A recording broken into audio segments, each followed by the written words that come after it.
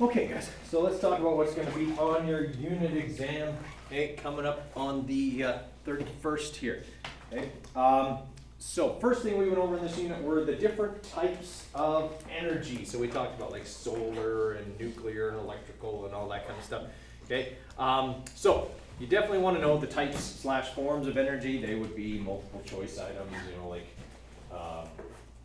the energy of, you know, what type of energy would be best described by a stream flowing downhill? Okay, and you'd say, oh, mechanical, because it has some potential, it's still above the lowest point, it's moving, so it has kinetic energy, something like that. You'd have to identify the type of energy that would be best fit. Okay, if I had like, you know, another one could be, you have a propane tank full of propane. Which type of energy is, most prevalent here? A, kinetic, B, mechanical, C, chemical, okay, or D, electrical. The choice is fairly obvious, so just make sure you can identify. Does that make sense? Okay, and you should probably know, okay, your open, closed, and isolated systems. Okay, remember that an open system is one that can exchange matter and energy with its surroundings. And this is all in your notes, so you don't feel like you have to scramble to write it. A closed system is one that exchanges only energy but not matter with its surroundings, and an isolated system is a theoretical construct that does not exchange either.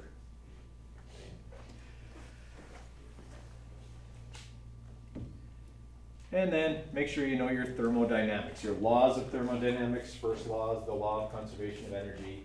And second law, energy flows from hot to cold. How that might apply with a heat engine, like a jet engine, or a heat pump, like your refrigerator or an air conditioner. And we talked about those things on those days. Okay, and that would again all be multiple choice stuff.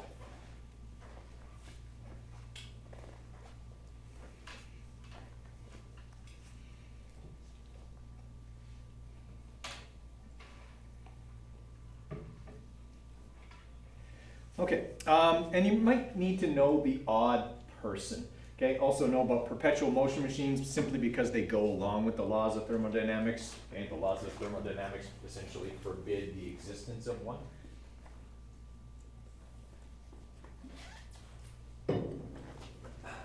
And we said that even if you could make a perpetual motion machine, what would it never be able to do? It's the thing we want all machines to do. Four-letter word starts with W. Work. Okay? Why can a perpetual motion machine never do any work? Because when it does work on something, it will lose its own energy. Right. Work is a transfer of energy. If a perpetual motion machine, which requires no energy, transferred energy away from itself, it would stop because it can't create energy. Okay? That would violate the first law of thermodynamics. Okay, and as I was saying, you might want to know the odd name here or there. Okay, like Volta invented the first battery. Okay, Orsted, the guy did the magnets. Okay, and how the electrical current carrying wire created a magnetic field. Seebeck, the first thermocouple. Okay, just those guys. There could be a multiple choice question. You have to recognize what they did. Okay. All right, and then we talked about scalars and vectors, scalar versus vector quantities. What were some scalar quantities we learned about?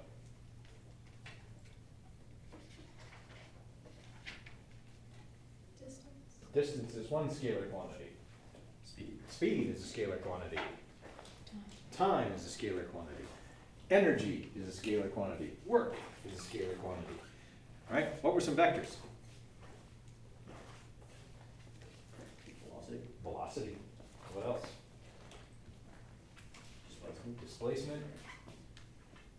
Another one. Time? Nope, time is scalar because it only goes backwards. Or only goes forwards. Only goes backwards, better not. Only goes forwards. Starts with A. Acceleration. Acceleration, yeah.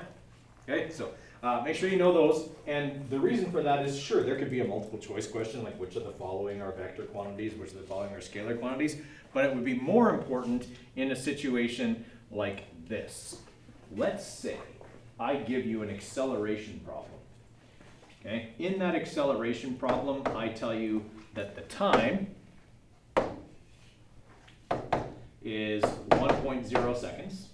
I tell you that the initial velocity is 2 meters per second north, and I tell you the acceleration is 4.0 meters per second squared south. And I ask for the final velocity. What do you need to remember about velocity? Is it scalar or vector? It's vector. Does your answer need a vector? You would be shocked at how many of you will forget that. And I won't be, because I've seen it happen before, but okay, and that's with this warning. That's the frustrating part for me. Makes me want to pull out what's left in my hair, which wouldn't take long. But okay, just keep in mind, if a question is asking for a vector quantity, make sure you give a vector on it. Okay. All right, so we identified all of those. Okay, energy, force is a vector quantity as well. That's the one we missed. Okay. And then we worked on V equals D over T stuff. Okay. Now I'm not going to have a 4-mark written response problem on V equals D over T. You guys are past that.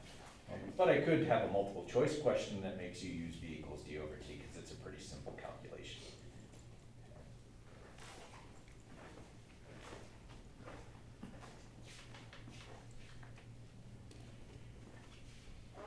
Okay, then graphing. And I will tell you that next to energy, graphing is the biggest part of this unit exam in terms of marks. There are several graphing questions in the multiple choice, and there is one written response problem on each type of graph that we have gone over, both position versus time and velocity versus time. They may or may not require y equals mx plus b. My bet would be at least one of them does, because it was a pretty important thing that we worked on. Okay? But it could be the velocity time graph or the position time graph. Okay? How do you know that you need to use y equals mx plus b for the graph?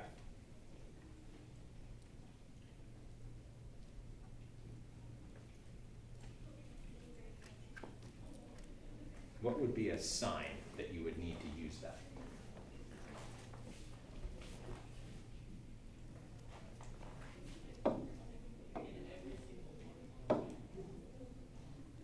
If the graph looks like that, can I use y equals mx plus b? Why not? It's not a single line. Okay, there is no y, there's no m.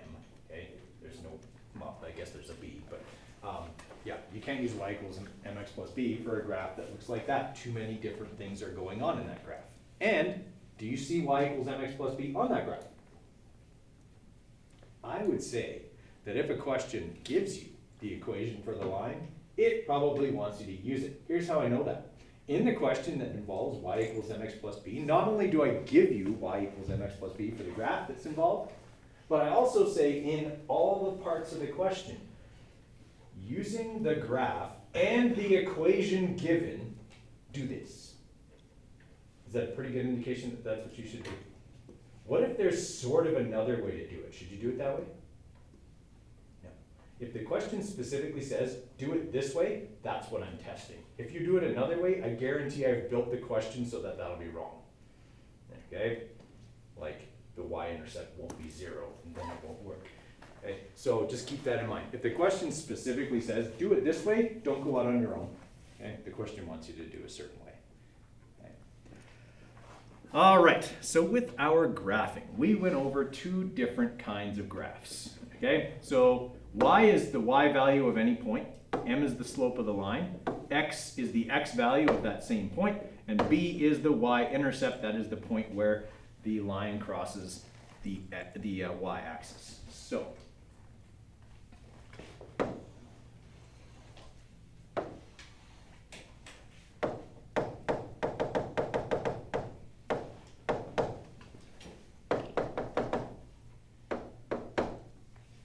So let's say I've got that equation there for this graph. Okay? Something I might ask could be something like this. What's the velocity of this object?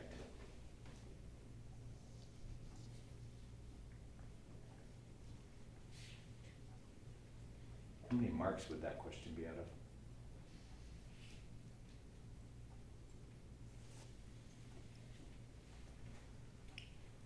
It would be out of 1 mark. Why would it only be out of 1 mark?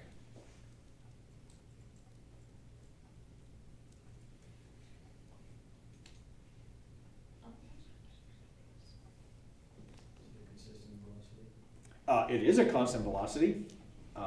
That's not why it's out of 1 mark though, but it is true. That line is certainly, or that graph is certainly showing something traveling at a constant velocity.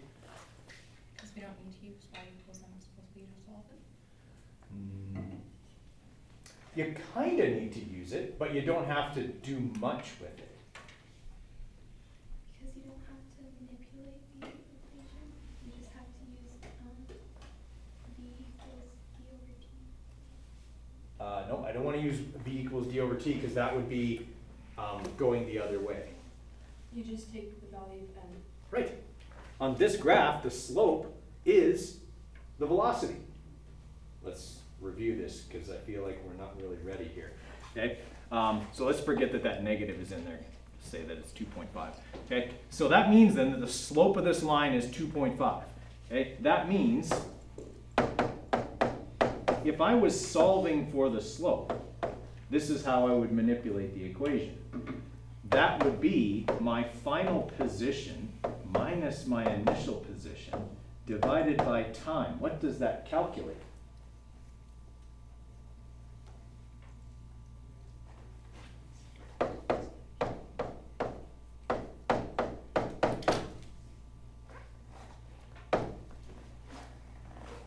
That's where v equals d over t comes from.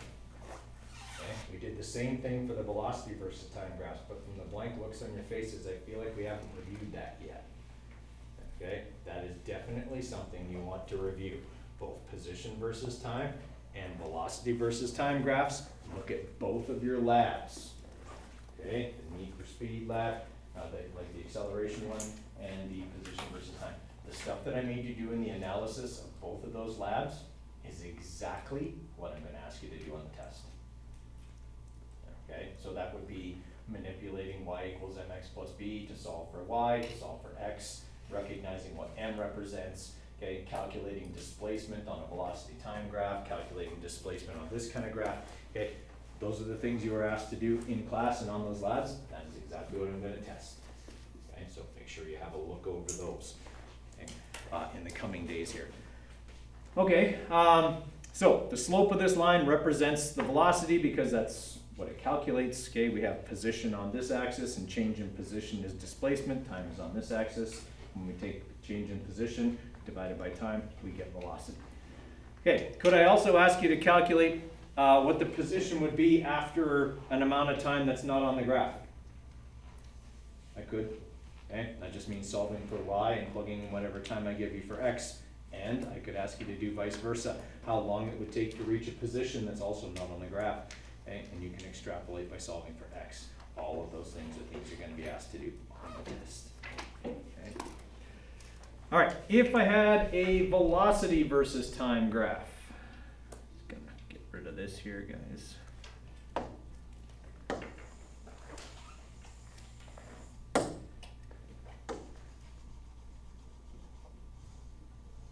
Okay, so let's say that my velocity versus time graph looked like this.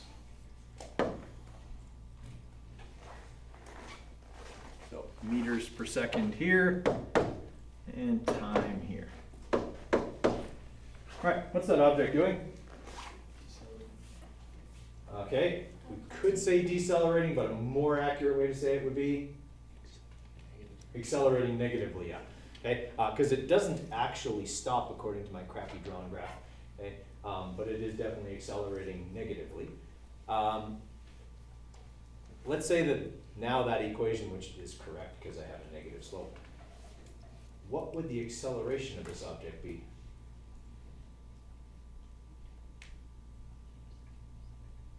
2.5 meters per second and 2.5 meters per second squared. Because on this graph, the slope represents the acceleration, because when we go y minus b over x, we now have final velocity minus initial velocity divided by time, which is our acceleration formula. Okay, these are the things we need to understand and be able to get from the graph. Okay, could I ask you to do the same things, like calculate how fast it will be going after a certain amount of time? Or how long it would take to reach a certain velocity? Could I do that? And I would. Okay, the other thing I might ask you to do is calculate the displacement.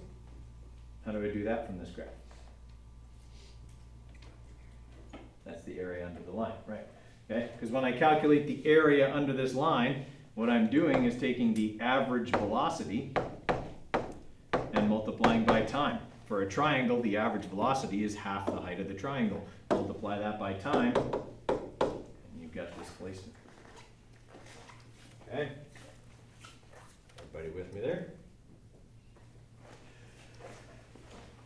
All right. What if instead I had a graph that looked like this?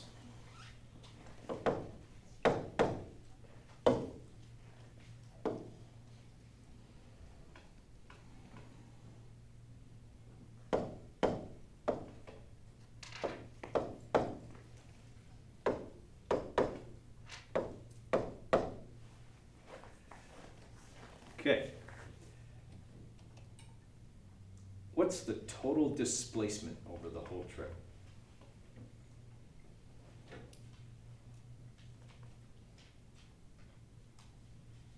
-4. Close. Negative. -9. Okay, so how do we get that?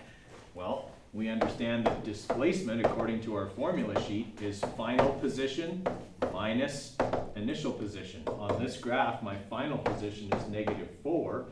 My initial position is +5. My total displacement is -9 meters. Okay. What's my average velocity?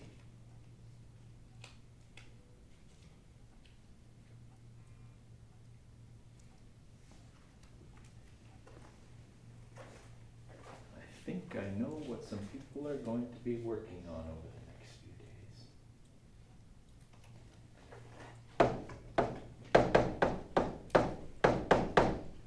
Average velocity equals total displacement over total time. Did we just calculate the total displacement?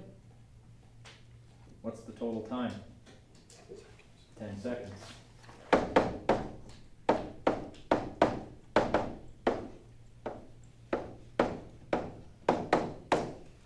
There would be my average velocity, total displacement over total time. Okay, what's the object doing right here? Nothing. It's sitting still. Its position stays at 5 meters for quite some time. Okay.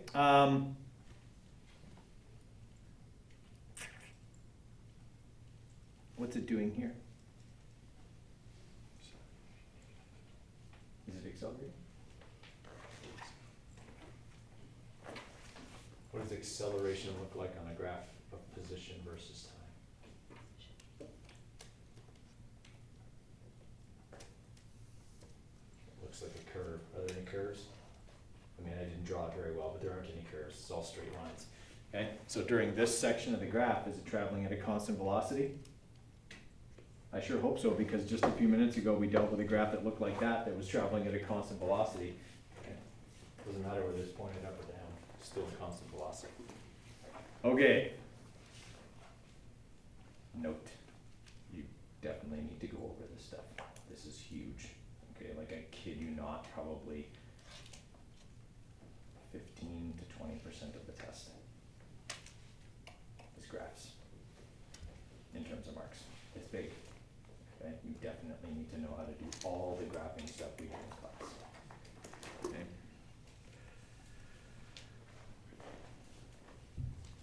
Okay, then we talked about acceleration. There are gonna be acceleration problems, okay? In the written response. Okay, so being able to use that formula, manipulate that formula, okay, solve problems to do with it. Okay, also important to know what acceleration is and be able to identify when it's happening on a graph. Either position versus time or velocity versus time.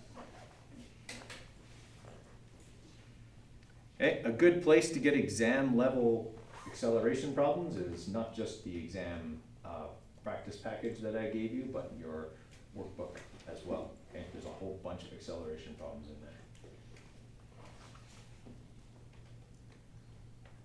Okay, and then work energy theorem. That's the biggest thing. Okay, between work energy theorem and conservation of energy, that is the biggest part of the test. Okay, but it's only slightly more than graphs. There are 2 work energy theorem problems in the written response. One involving each type of energy that we went over. So one involving a change in potential, one involving a change in kinetic.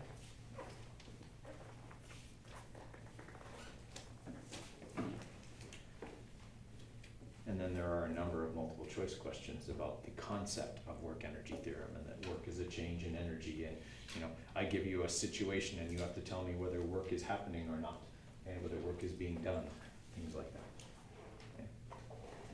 So definitely expect written response problems on work energy theorem. Okay, conservation of mechanical energy, we just finished that last week, EI equals EF. Okay, expect a sledding or roller coaster or a person jumps out of a plane kind of conservation of energy problem.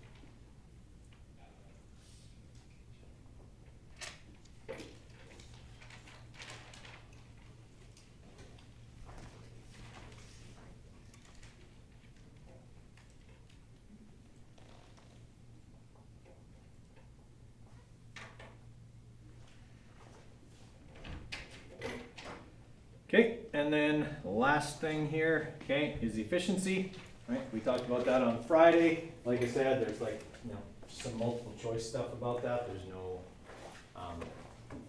written response stuff on efficiency. Basically, you just need to know what it is and be able to solve a simple efficiency problem using the efficiency formula, which, like everything else you need, will be on the front page of the exam. Okay, so in case you've lost your periodic table / formula sheet, everything you need will be on the front of the test. All right, and I think that's okay. So on the test, just let me confirm those numbers because I did make some changes and now I don't remember if those numbers are right.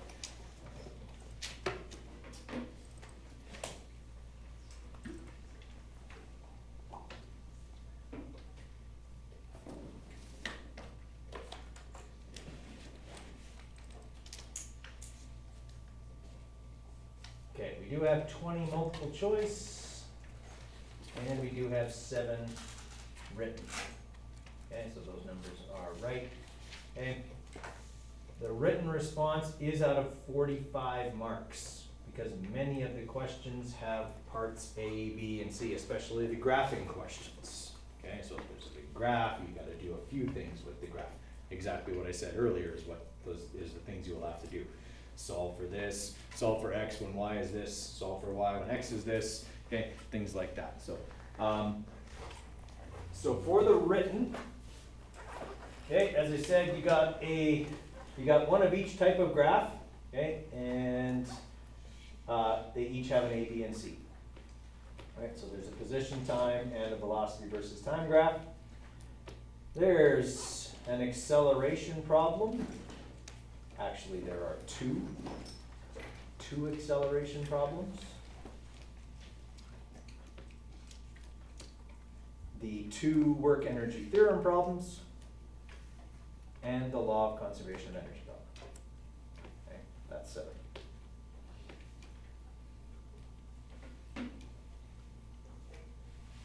I have made the law of conservation of energy problem out of an overly generous 8 marks. Therefore, you should show all of your work. Okay? If you get the correct answer, I'll give you 8 out of 8, even if that's the only thing you write down, because that means you're a brilliant guesser. Okay? However, if you don't get the answer right, but all of your work is right, you can still get 7 out of 8. And that happens sometimes, because these ones are kind of tricky to punch in the calculator. So make sure you show all your work so I can give you the maximum amount of marks, okay, that are available. Each of the work energy theorem problems are also out of a overly generous 6 marks. Show all of your work for those. Okay, so do the math, 20 marks in just the written out of 45 is work and energy. Okay, 20 out of 45 marks in the problem solving is on work and energy. Okay, and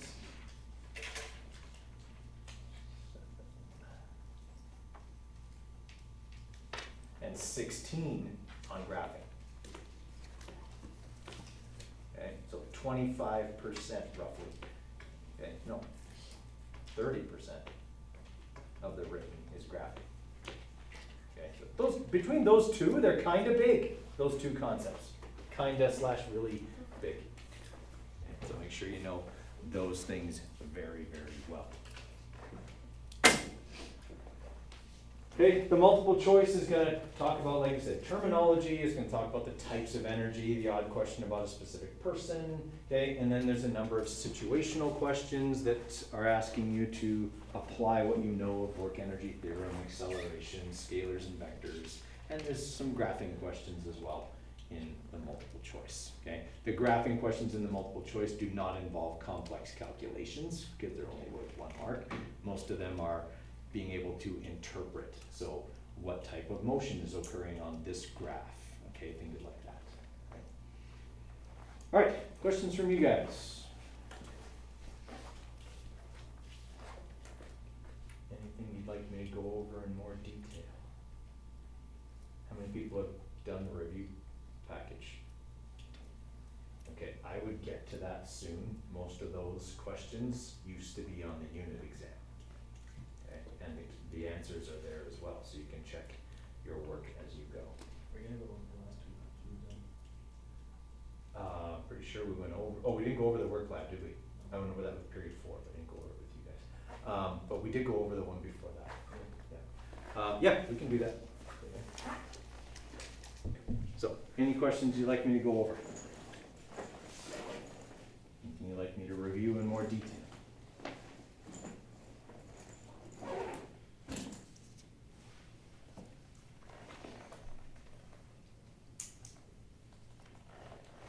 Try that out. I made up a few questions just in case you guys were quiet. Okay. Give this question a try. I'm not even going to tell you what kind of question it is, okay, but it's definitely exam level. Okay, what kind of question are we looking at here?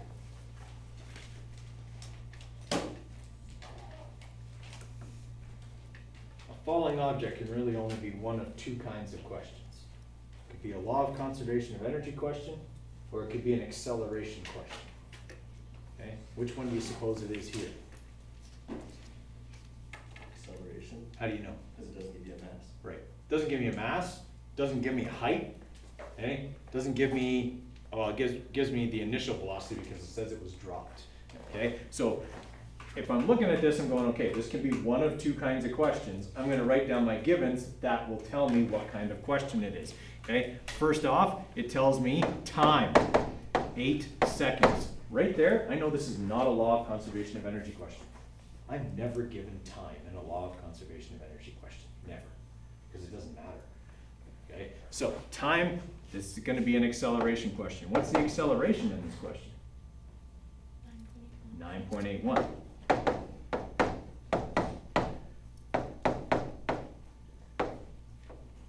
Okay, what's my initial velocity?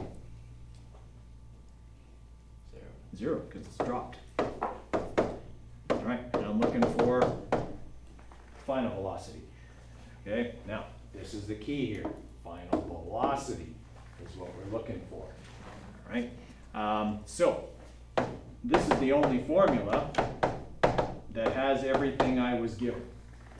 A equals VF minus VI over T, which fits. We identified it as an acceleration problem already.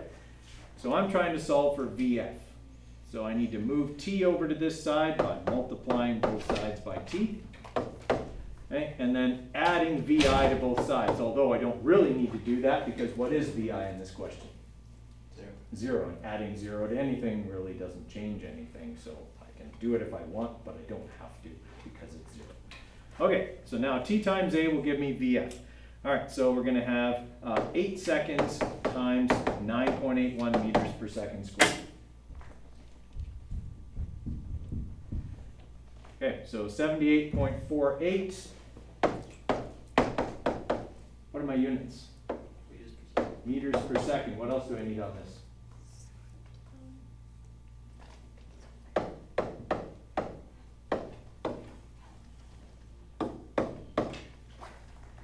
That was the thing I told you about earlier. Okay, I'm saying knowing your scalars and vectors, this question asks for final velocity, not final speed, which means it needs a vector on it. You would lose a mark if you didn't write it down. Okay. All right, was there very much to that question? 4 marks at best for that question on a test. Because there's really not much to do there.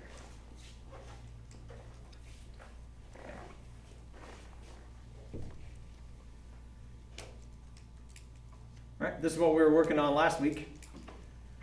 So a roller coaster, let's say its mass is 800 kilograms, or whatever mass you like. Okay. Starts atop a hill, moving at 5 meters per second. Shortly thereafter, it is traveling at 21 meters per second and is 8 meters above the lowest point. Calculate the height of the first hill. Give you a few minutes on that one. Okay, what kind of question is this?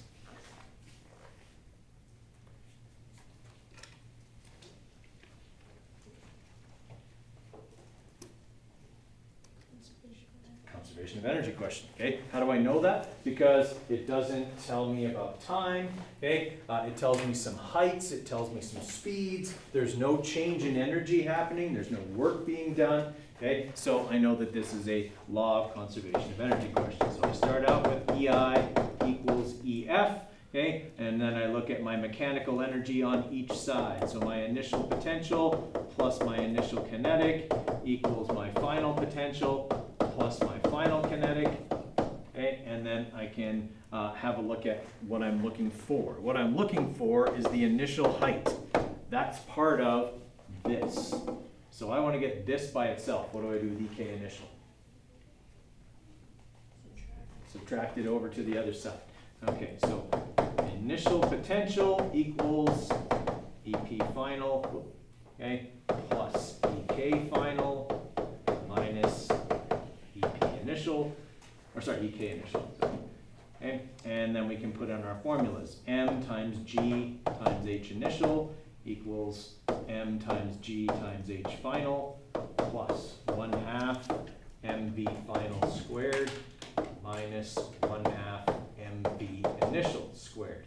Okay, since mass is in every term, I can cancel it off. I'm looking for the initial height, so what do I have to do with G? Divide it over to the other side. Okay, plug in our numbers. So 9.81 times 8, our final height, okay, plus 1/2 times 21 squared, our final speed, minus 1/2 times 5 squared, our initial speed, all divided by 9.81.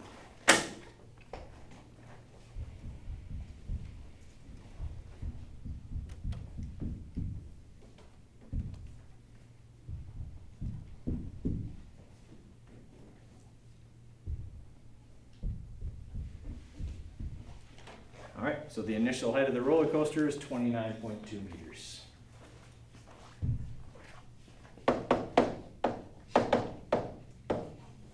Did we do a ton of those last week?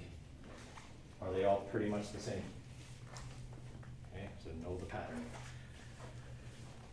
Questions on that one? Okay, that's definitely an exam level question. I'm either gonna ask you to calculate height or speed, and I would say you're probably looking at having all four types of energy in the problem I would give. Maybe I'd be a nice guy and have it be at the bottom, and then you'd only have three, but.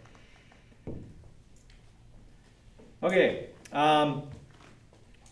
what law of thermodynamics is being shown in that diagram?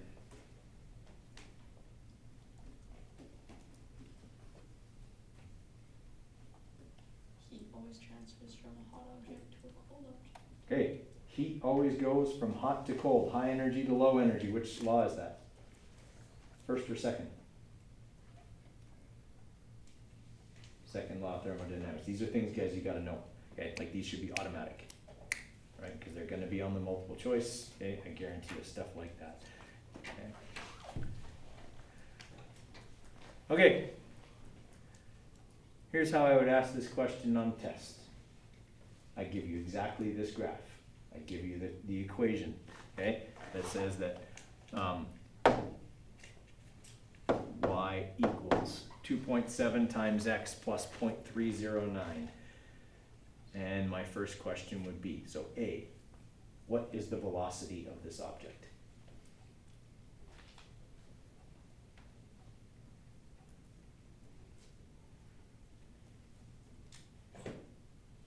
It's the second time today I've asked that question.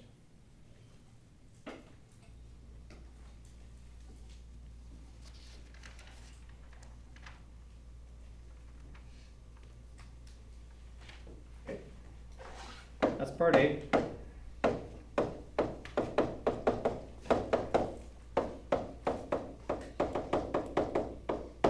That'd be a 1-mark question.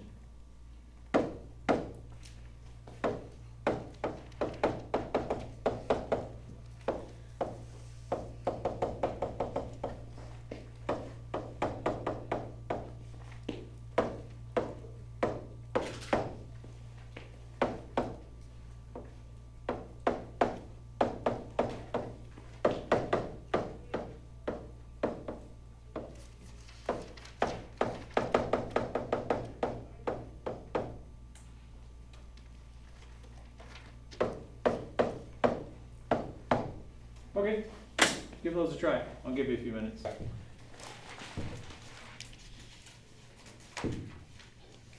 All right, so here's what I want from the velocity versus time graph. I would like first the total displacement of this object.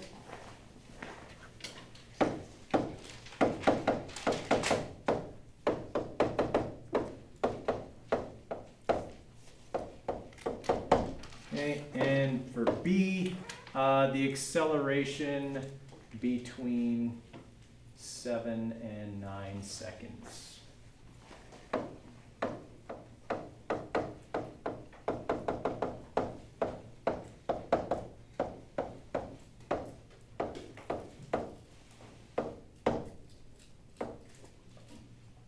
Okay, give you a few minutes on that one. All right, what's going on in the first part of this graph?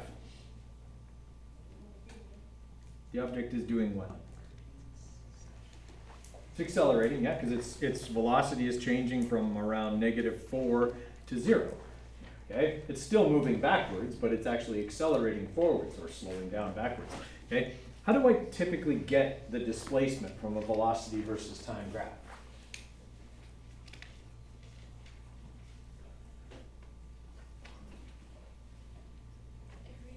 I find the area underneath the line. Okay. So there would be 4 shapes, but I would have to calculate the area. Okay, 3 triangles and a rectangle. Now, this triangle is going to have a negative area because during that part of the graph, the object is moving backwards. Okay, and displacement is a vector quantity. So the height of this triangle is -4.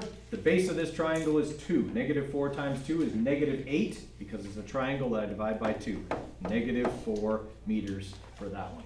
Okay, this triangle here, okay, goes from 2 to 5 seconds, so it has a base of 3, and it has a height of, I would say that is probably 9. Okay, so height of 9, so 3 times 9 is 27, divided by 2 is 13.5 meters. That would be positive, right? This rectangle here has a base of 2 and a height of 9, so that would be positive 18 meters. And then this triangle here also has a height of 9 and a base of 2, but it's a triangle, so positive 9 meters. Okay, what do I do with all those numbers? Add them up, and I keep this one negative. Okay, so 27, that would be 40.5, negative 30, or sorry, 36.5. If my mental math is correct, which it probably isn't, but. Okay, I added all those numbers together. Okay, part B, acceleration between 7 and 9 seconds. Do we have a formula that calculates acceleration? Okay, can I use it here? Definitely. All right, so A equals VF minus VI over T. Okay, VF is 0, VI is 9, the time is 2 seconds, so negative 4.5 meters per second squared, I would say would be the acceleration during that time. Okay. All right, here's one last question for this. What's the average velocity of this object over the whole trip?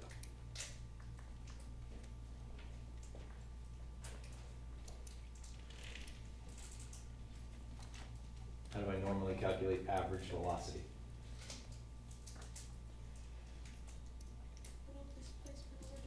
Total displacement over total time. Did I already do most of the work for that? Here's my total displacement.